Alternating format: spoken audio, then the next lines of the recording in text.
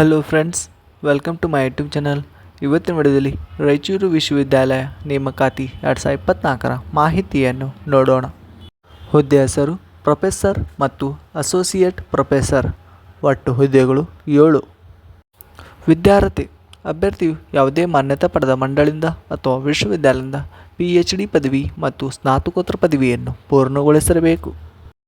ವಯೋಮಿತಿ ರಾಯಚೂರು ವಿಶ್ವವಿದ್ಯಾಲಯ ನೇಮಕಾತಿ ಅಧಿಸೂಚನೆ ಪ್ರಕಾರ ವಯೋಮಿತಿಯನ್ನು ಹೊಂದಿರಬೇಕು.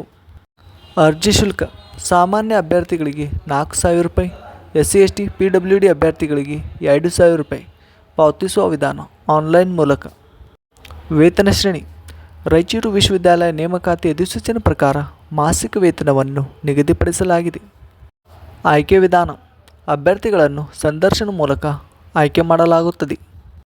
ಅರ್ಜಿ ಸಲ್ಲಿಸುವ ವಿಳಾಸ ಅಭ್ಯರ್ಥಿಗಳು ಈ ಕೆಳಗಿನ ವಿಳಾಸಕ್ಕೆ ಅರ್ಜಿ ನಮೂನೆಯನ್ನು ಕೊನೆಯ ದಿನಾಂಕ ಒಳಗಾಗಿ ಸಲ್ಲಿಸಬೇಕು.